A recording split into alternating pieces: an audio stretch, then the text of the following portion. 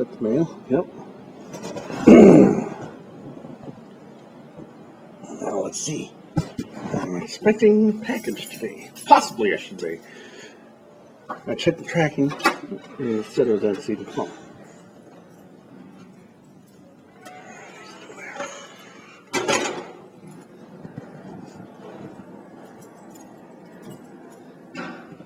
Maybe he's still here.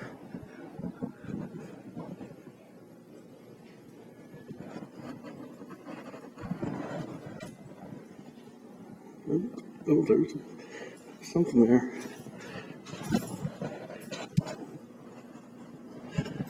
There it is. It's there.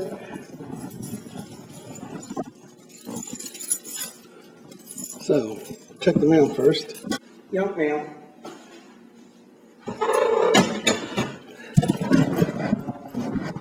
Oh, that pretty mouse up. Garbage can.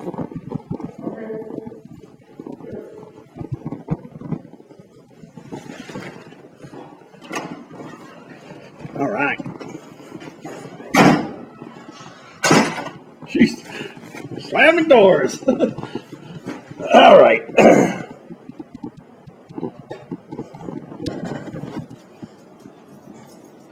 Get everything set up here and then, okay, there it is. I have to be kind of quick, so I got someone coming at 10, but I don't want to damage them.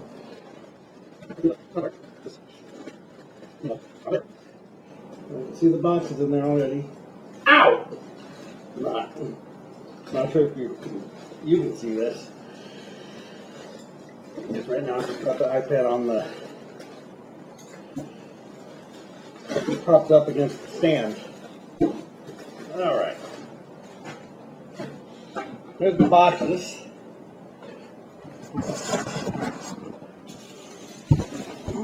An old bubble wrap.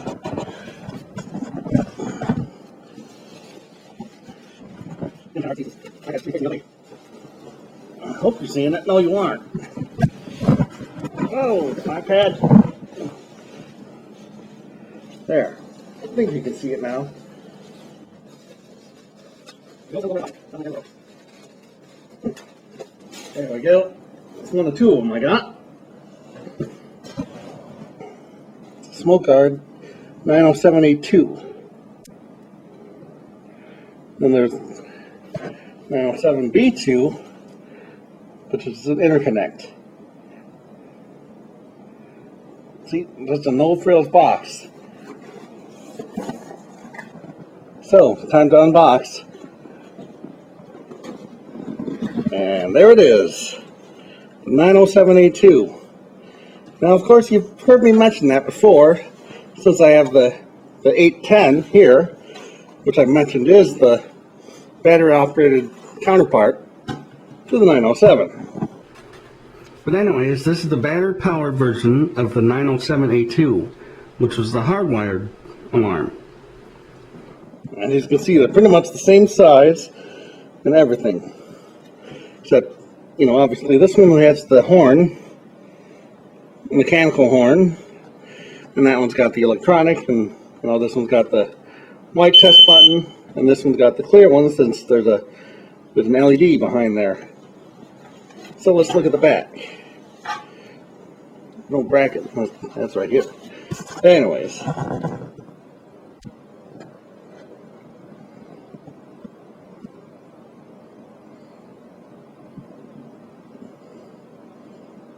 Red light illuminated. Contains radioactive material. 0.9 microcuries, mercurium 241. There's your wires. I'll hook it up in a bit. Probably after I'm done with my services and stuff. But as you can see, they're pretty much the same size. See, look. They're exactly the same, pretty much. You know, this one does seem a little... What was that? That was a car horn. That's the weirdest car horn I've ever heard. Just a sec here, folks. Yeah, the 907's cover seems a little thicker. For some odd reason. Maybe not. Maybe the test buttons are kind of affecting them. No, they seem the same. Yeah, they seem the same. No, this isn't the first hardwired master guard I've had. I actually had two of these in my original collection. The first was my aunt's. She had it in her house in the downstairs hallway. And in the upstairs hallway they had a PRK 769 AC. But then lightning struck and it affected this one, or not, obviously not this model, but the 907 like this, causing it to go off. So they replaced it with something. I'm not sure what they replaced it with. So then they gave it to me. And then the second one I found at a thrift store here in Austin. Neither of them had their bracket. And then, basically my first hardwired smoke guard for this collection was this one. It's the 902, as you can see there. Get a focus.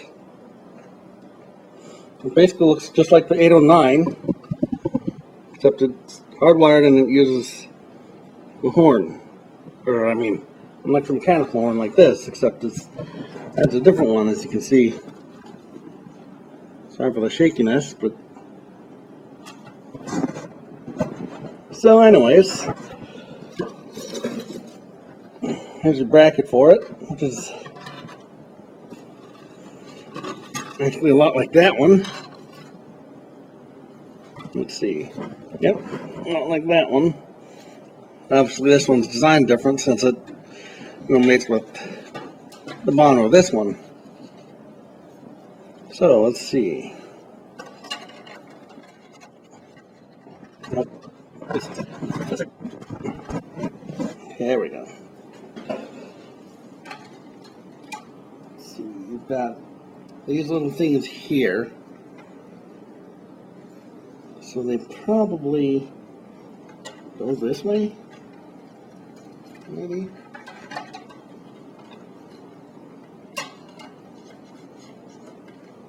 Yep, maybe they do go this way.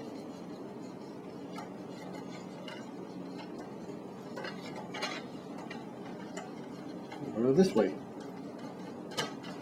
Here, just a sec. If I'd match the things. There. That's how it fits. This wire's kind of... Oops. One of them didn't mate properly. There you go. That's how that fits on this bracket.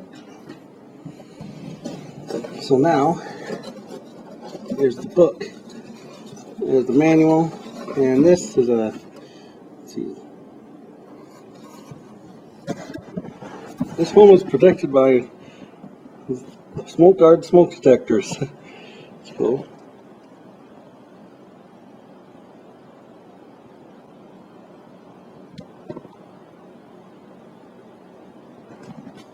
So that's cool. There've been quite a number of smoke guards throughout the years. There's the 907B tube, which is interconnect. I think I mentioned that when I first showed you the box. Here's the manual. Please be sure to leave this important manual for the homeowner. Hello!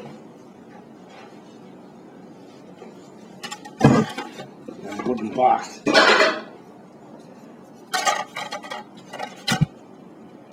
Nothing broke, thankfully.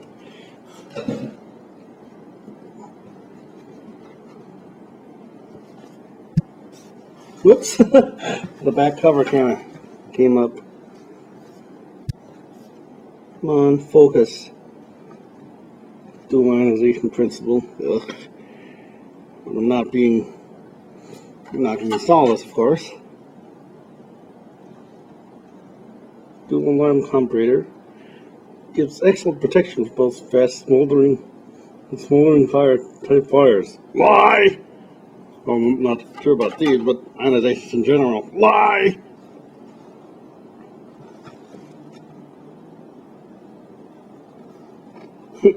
Don't really put out the fire.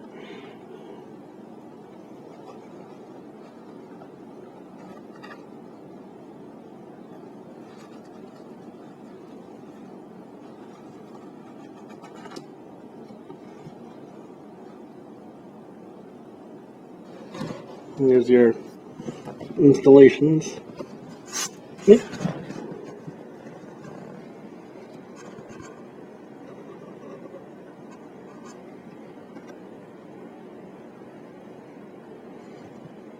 It was ranch down. My aunt had a house kind of like that.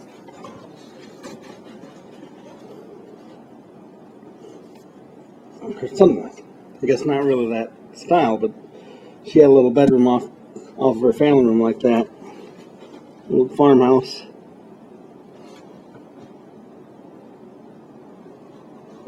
See a grid there. I wonder if that's for like your floor plan. Doing your own floor plan. Let's see. Yep, that's for the floor plan. See, it says up here, draw your escape plan.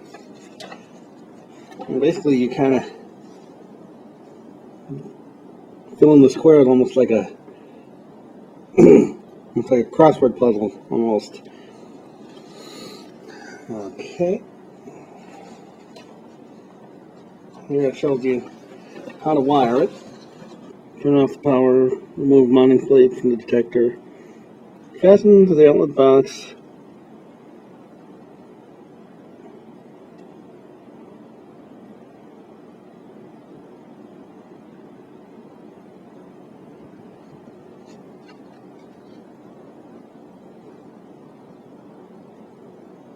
Installing smoke detectors on the heavy textured ceilings, it may be necessary to loosen the mounting plate on the electrical outlet box.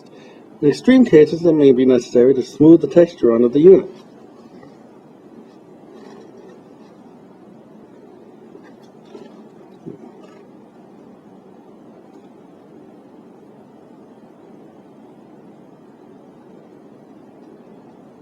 Using yellow interconnect wire.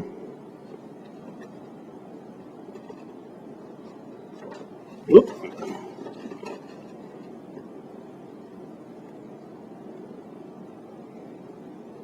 And it gives you the heavily textured ceilings again.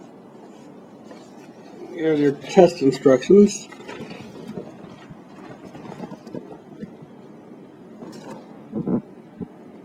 And the power indicator light is on.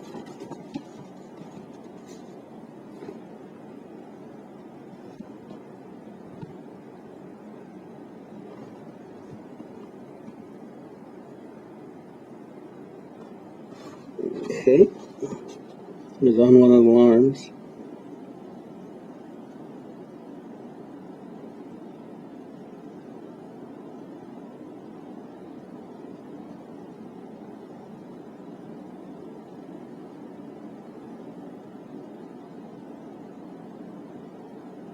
So that's pretty interesting. Do the following: A, open doors and windows, clear the smoke, fan the unit with a newspaper or magazine. If the alarm still continues to sound, de-energize the circuit breaker that supplies power to the detector. If the smoke is cleared, be sure to energize the circuit breaker to restore power to the unit. Like I said, I have several SmokeGards. The 800A and 809A, which you saw earlier, the 810, the 902, and now a couple 907s. But there's been several others too. Like there's an 801A, which actually was called Smoke Shield. It's in Dwayne Pearsall's collection. And then there was an 805A, which ran on a 9-volt battery and had a test button. Never seen one, but I saw it in an old Popular Science magazine. Kind of give you a little rundown of the detector. And there was also an 814. And I saw that in Eveready catalog, or Eveready battery book, and it was like a cross-reference guide to which detector would use which type of battery. Then they had hardwired versions of the 700 series too. See, I'll give you a picture of that. So, now let's try to test it actually. Hook it up and test it. Alright, I have it hooked up. I'm going to test it. Now, as the initial upload stated, I had it all hooked up and ready to go, then when I went to test it, my Asperger's kicked in. Because for some reason, even to this day, I still have some sort of reluctancies to test these for initially testing alarms with the electromechanical horns. I mean, I can test the ones like this just fine, but yeah, these still have that reluctancy. But thankfully, I was finally able to get over that, and I'm going to test it for you because I figured I was doing a big disservice to you, my loyal viewers, by not just kind of leave you hanging there. So anyways, you can see the LED in there very, very dimly. Not sure if like another one would be brighter, but this one's really dim. Turn off the light. Now you can see it. Now if you look like that, you can see that it's pulsing at, 60, I was going to say 60 frames, 60 hertz. But it's not going completely on and off like a couple other hardwired detectors do. A lot of other ones actually. So, there's two versions of this if you've heard the videos of these. The one that Rick McGrath had in his hotel room had 120 hertz buzz. Like, Then the one that Sam Nudge has in his two videos, or aka Nudgy Bear, it had the normal, the 60 hertz, like this one does. I'm not sure if I told you, but this one just has the continuous buzz. It doesn't have a pulsing. So, here we go with the test.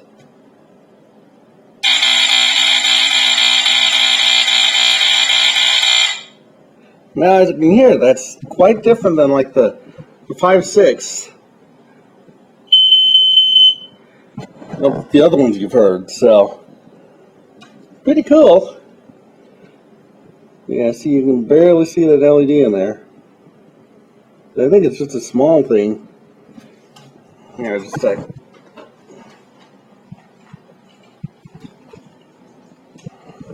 Grab my flashlight my niece got for me when they were moving out here.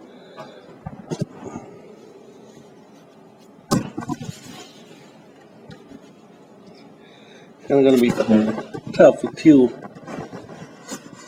There. You can kind of see the little LED right there. There's the contact for the test button.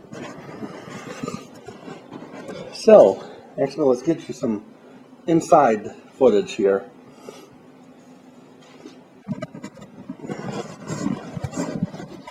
You can open these, but you have to have one of those safety things.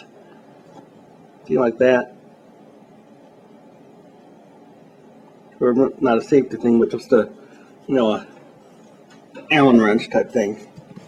Like you'd use for certain pole stations, BG10, certain BG12s, etc.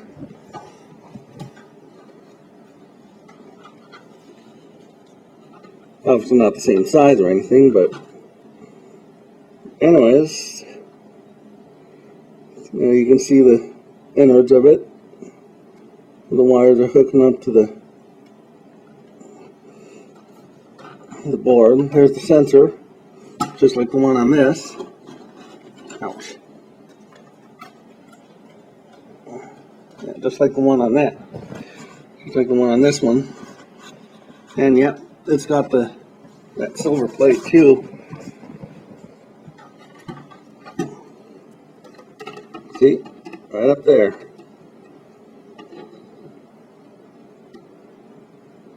Well, that's much shinier since these were new in box, so.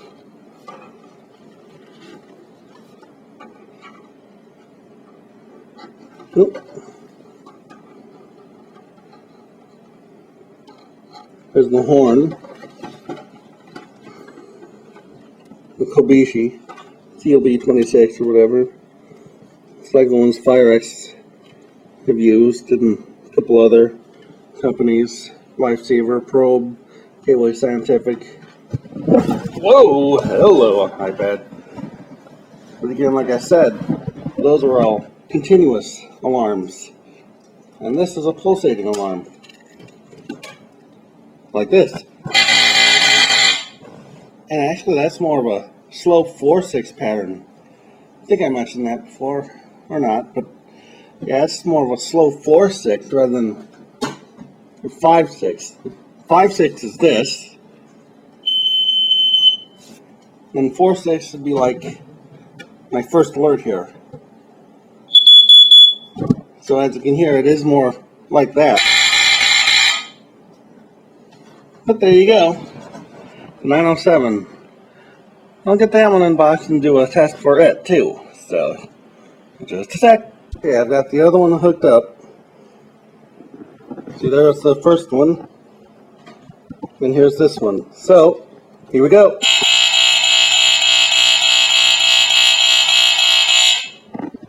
It has a little more kind of healthier sound than that one did. But it still has more of the 4/6 sound to it.